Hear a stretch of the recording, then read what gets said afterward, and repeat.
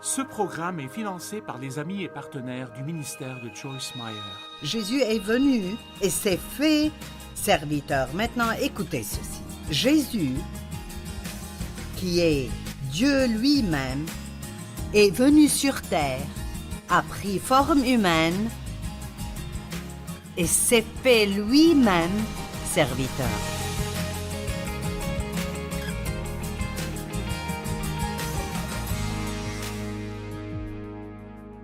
Bienvenue à vivre pleinement votre vie de tous les jours.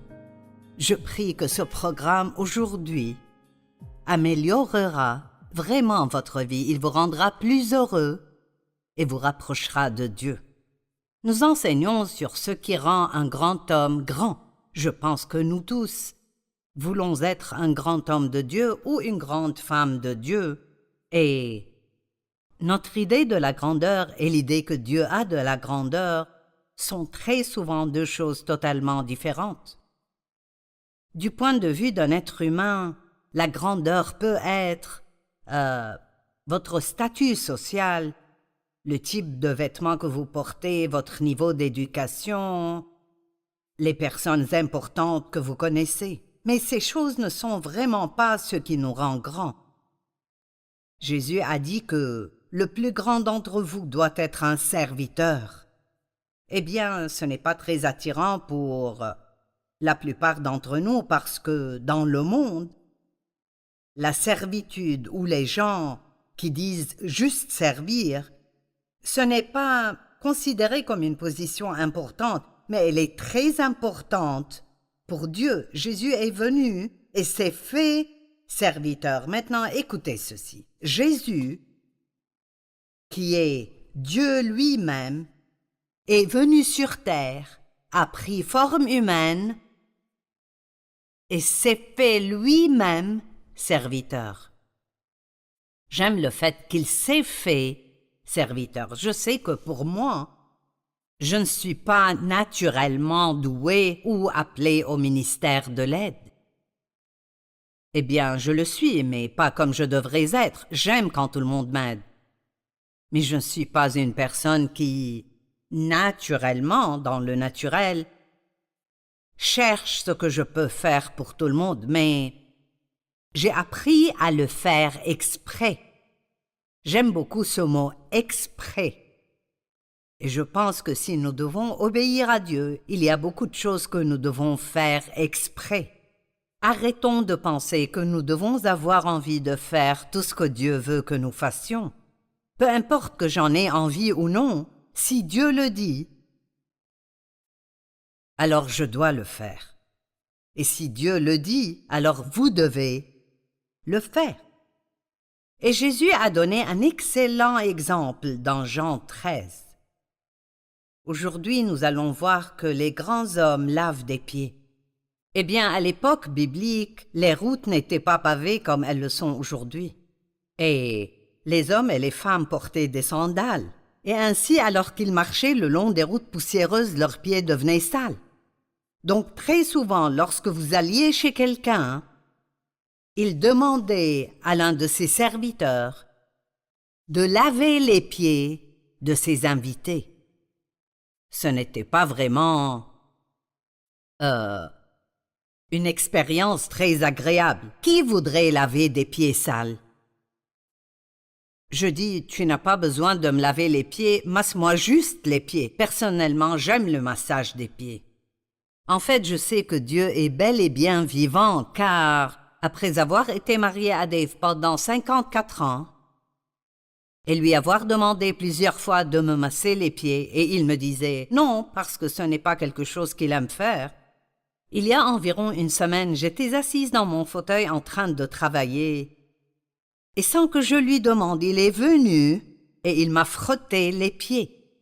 Et puis il a embrassé l'un d'eux et j'ai pensé, eh bien, c'est si gentil. Je suis encore un peu choquée. Nous devons être disposés à servir les autres et à faire des choses que nous n'aimons pas particulièrement faire nous-mêmes, mais des choses qu'ils apprécieraient. C'est ce que signifie servir les autres. Vous faites pour eux ce qu'ils aiment, pas ce que vous aimez faire. Et je dois demander ce que j'ai demandé hier. Que faites-vous pour quelqu'un d'autre? Nous voulons tous être heureux et vous ne pouvez pas être égoïste et heureux. Donc, je crois exprès. Honnêtement, c'est l'un de mes mots préférés. Exprès. Nous devons faire des choses pour les autres chaque jour de notre vie. Et donc, parfois, il faut y penser. Que puis-je faire pour cette personne? Comment puis-je être une bénédiction pour cette personne? Jésus était certainement un grand homme, personne ne pourrait nier ceci. Et Jésus a lavé les pieds des disciples.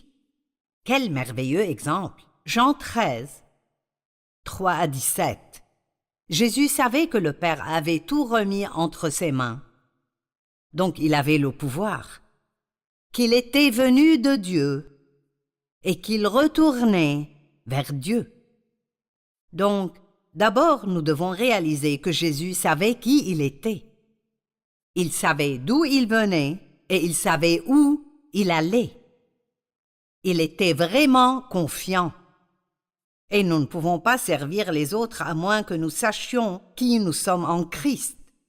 Si vous êtes insécurisé, vous voudrez une sorte de position élevée pour vous sentir bien dans votre peau.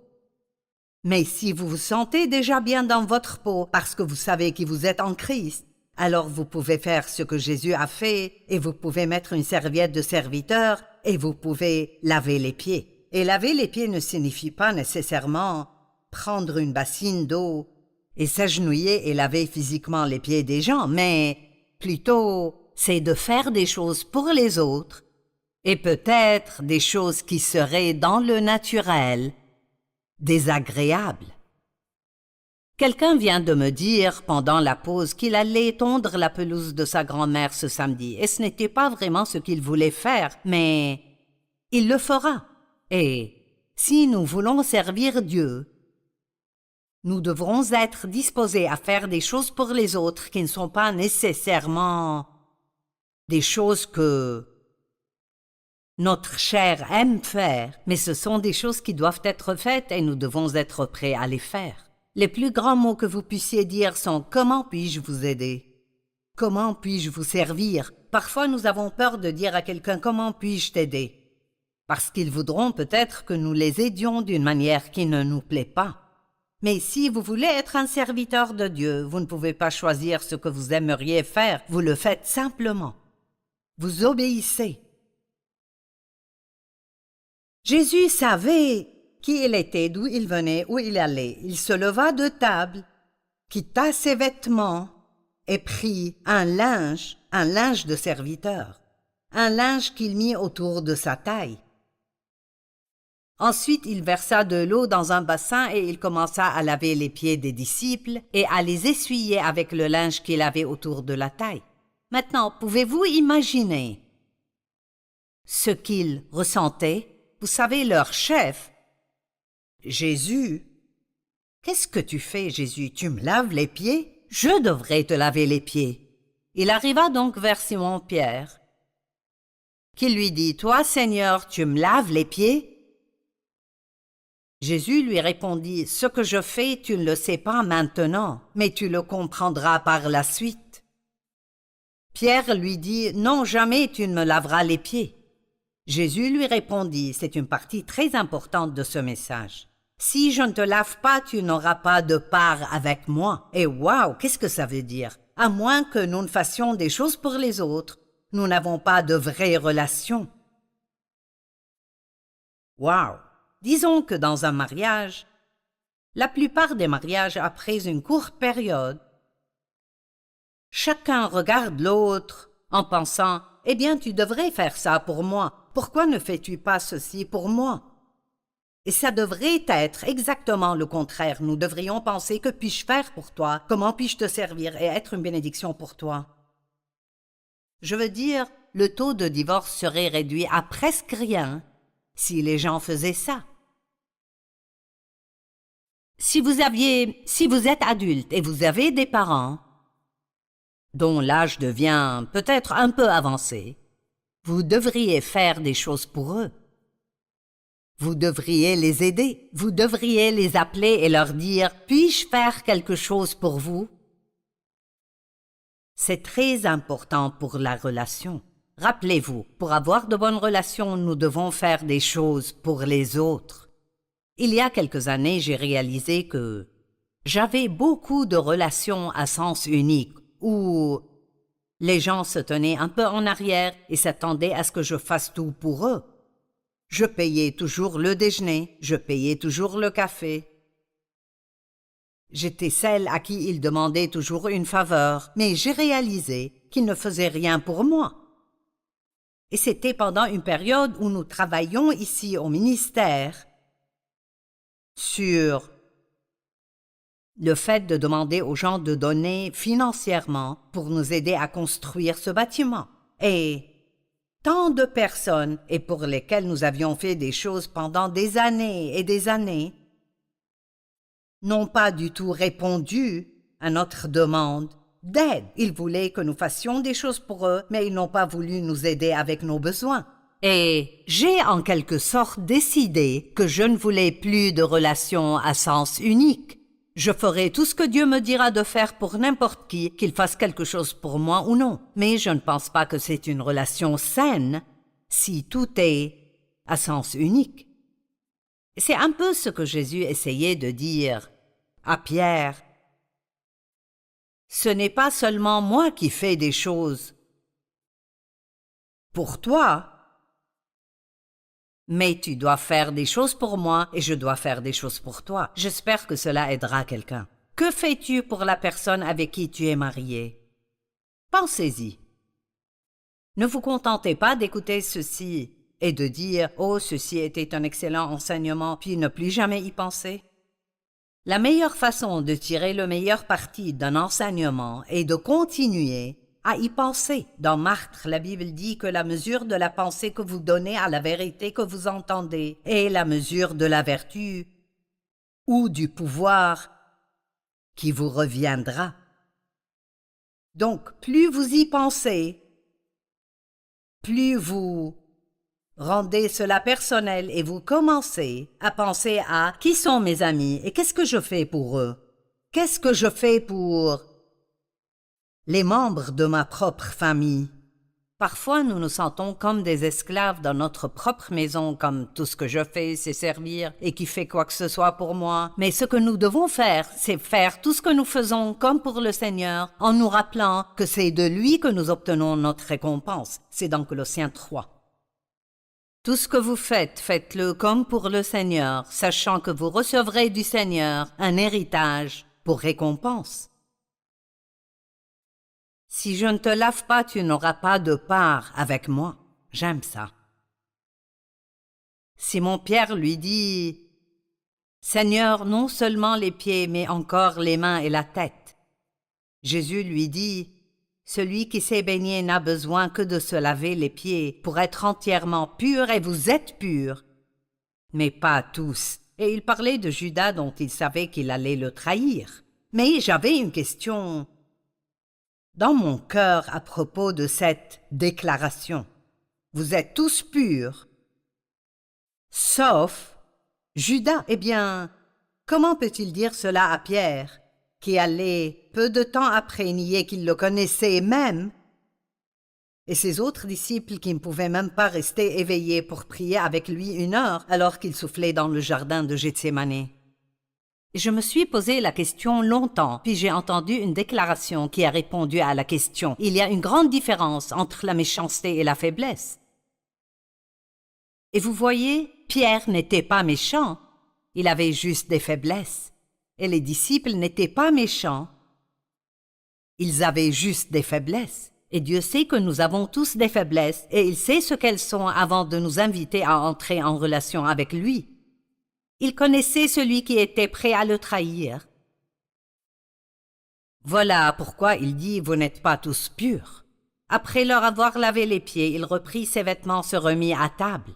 Vous voyez, un vrai grand homme peut avoir une position de leadership et il peut enlever sa mentalité de leadership et mettre une serviette de serviteur, ce qui est l'attitude d'un serviteur, et aller faire une petite chose insignifiante pour quelqu'un et ensuite il peut revenir à sa position de leader et reprendre là où il s'était arrêté. Nous devons être des leaders serviteurs, c'est-à-dire que nous dirigeons avec notre exemple.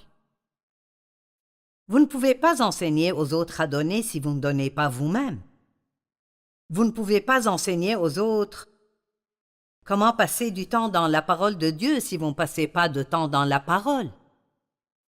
Si vous êtes un enseignant ou un leader dans le corps du Christ, demandez-vous toujours, est-ce que je fais ce que je dis aux autres de faire? Vous m'appelez Maître Seigneur et vous avez raison car je le suis. Si donc je vous ai lavé les pieds, moi le Seigneur, vous devez aussi vous laver les pieds les uns les autres et il dit je vous ai donné un exemple. Et de nouveau, il ne s'agit pas de laver physiquement les pieds de quelqu'un, cela est vraiment de peut-être faire de petites choses désagréables ou de grandes choses, mais souvent juste de petites choses pour les gens. Parfois, quelque chose de petit peut signifier plus pour quelqu'un que quelque chose de très grand. En vérité, je vous le dis, le serviteur n'est pas plus grand que son Seigneur, ni l'apôtre plus grand que celui qui l'a envoyé. Écoutez le verset 17, le voici. Si vous savez cela, vous êtes heureux pourvu que vous le mettiez en pratique. Wow! Vous voyez, peu importe combien j'ai souligné dans ma Bible,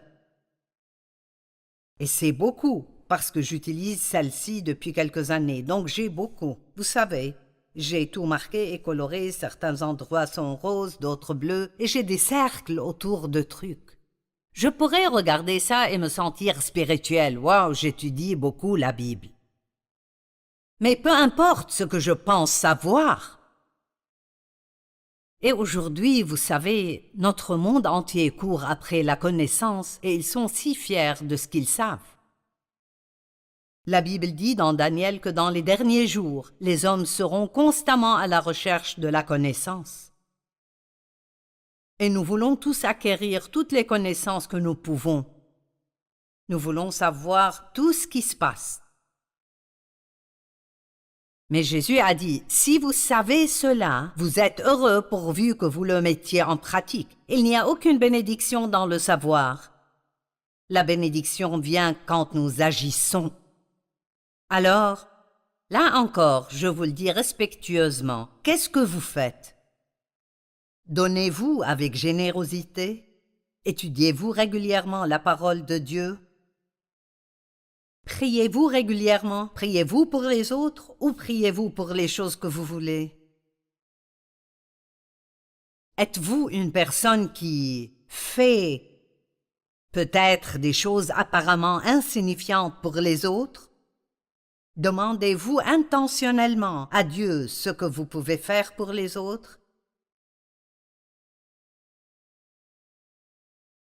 Jésus, sachant qui il était, a commencé à leur laver les pieds. Une personne peu sûre d'elle et sans confiance ne peut pas servir les autres parce qu'elle est toujours à la recherche d'un poste qui la fera se sentir bien dans sa peau. Je me souviens, il y a des années quand je faisais les entrevues et l'embauche des employés ici au ministère. Dieu merci, je n'ai plus à tout faire. Mais au début, quand le ministère était assez petit, nous n'avions pas d'argent pour embaucher quelqu'un pour tout faire. Dave et moi, nous faisions tout. Nous lisions le courrier, je m'asseyais devant ma petite machine à écrire et répondais au courrier. J'interviewais tous les candidats à un emploi et je me souviens d'une personne qui était assise dans mon bureau et elle voulait juste savoir quel serait son titre. J'ai fini par ne pas embaucher cette personne juste à cause de ça. J'ai pensé, si tu es si préoccupé par ce que sera ton titre, alors tu es une personne peu sûre d'elle qui va me poser des problèmes plus tard. Ne vous préoccupez pas de quel titre vous aurez ou de si vous allez avoir votre nom sur la porte de votre bureau. Préoccupez-vous de la façon dont vous pouvez être une bénédiction partout où vous allez. Lorsque vous sortez de chez vous, demandez à Dieu, montre-moi pour qui je peux être une bénédiction. Jésus a mis un linge de serviteur qui représentait l'attitude d'un serviteur. Philippiens 2, 4-7. Que chacun de vous, au lieu de regarder à ses propres intérêts, regarde aussi à ceux des autres. Cela ne veut pas dire que nous ne pouvons pas faire de choses pour nous-mêmes. Cela ne veut pas dire que nous ne pouvons pas avoir d'intérêt pour lesquels nous prions, car Dieu vous accordera les désirs de votre cœur. Et presque tous les matins quand je prie, je dis à Dieu certains des désirs de mon cœur et je l'attends pour répondre à ses désirs. Mais je lui demande aussi ce que je peux faire pour les autres. Et il dit ici, ne vous contentez pas d'être simplement ou seulement intéressé par vos propres intérêts, mais que chacun de vous pense à ce qui intéresse l'autre personne. L'une des façons de servir quelqu'un est de lui parler de ce qui l'intéresse. Pas seulement de ce qui vous intéresse, mais de ce qui l'intéresse. Une autre façon de servir quelqu'un est, disons qu'il est bavard, qu'il aime parler et vous n'êtes pas quelqu'un qui aime vraiment écouter beaucoup de choses qui ne vous intéressent pas. L'une des façons de servir quelqu'un est simplement de se taire et d'écouter, de le laisser parler. Un de mes enfants, l'autre jour, était avec quelqu'un qui adore parler. Et il m'a dit, c'était drôle. Je l'ai laissé parler toute la journée et il était vraiment aux anges quand nous nous sommes quittés. Pour certains, la meilleure chose que vous puissiez faire pour elles est de les écouter. Tout le monde a un langage d'amour et c'est bien de découvrir ce que sont ceux des autres. Se sentent-ils aimés lorsque vous leur offrez un cadeau ou quand vous leur donnez du temps? Se sentent-ils aimés quand vous les prenez dans vos bras? Comment se sentent-ils aimés? Nous voulons généralement donner aux gens ce que nous voulons recevoir, mais nous devons découvrir ce que les autres veulent et leur donner ce qu'ils veulent. Dans vos relations, que votre attitude soit identique à celle de Jésus-Christ. Lui qui est de condition divine, il n'a pas regardé son égalité avec Dieu comme un butin à préserver. Il était égal à Dieu parce qu'il était Dieu. Mais il n'avait aucun problème à mettre cela de côté et à assumer le rôle de serviteur. Mais il s'est dépouillé lui-même, en prenant une condition de serviteur en devenant semblable aux êtres humains. Il se souciait de bénir les autres et nous devrions le faire aussi. Jésus s'est dépouillé lui-même, j'aime ça. Il n'était pas préoccupé par sa réputation. Quelqu'un qui ne fait que servir d'autres personnes pourrait penser que cela nuira à sa réputation. Les gens penseront qu'il n'est pas important. Si vous savez déjà que vous êtes important pour Dieu, alors vous n'avez pas à vous soucier de ce que les autres pensent de vous. Nous perdons tellement de temps à nous préoccuper de ce que les gens pensent de nous ou de ce qu'ils disent de nous. Si vous savez qui vous êtes en Christ, ne vous souciez pas de ces choses. Il s'est dépouillé lui-même en prenant une condition de serviteur, en devenant semblable aux êtres humains. Il ne se souciait pas de sa réputation, il se souciait d'aider les autres. Il a pris la forme d'un serviteur. Il a fait les choses que font les serviteurs. Nous avons légalement le nom de Jésus parce que cela continue en disant « C'est aussi pourquoi Dieu l'a élevé à la plus haute place et lui a donné le nom qui est au-dessus de tout nom, afin qu'au nom de Jésus, chacun plie le genou dans le ciel, sur la terre et sous la terre. C'est si puissant parce qu'il s'est abaissé si bas que Dieu l'a exalté. Et la Bible dit que si nous nous humilions, Dieu nous promouvra et il nous exaltera. Et nous avons aussi reçu le nom de Jésus. Et plus vous obéissez à Dieu, plus il y a de puissance dans ce nom pour vous quand vous le prononcez. Pensons de nouveau, avant de terminer, à Jean 13, 17. Si vous savez cela, vous êtes heureux pourvu que vous le mettiez en pratique, si vous agissez.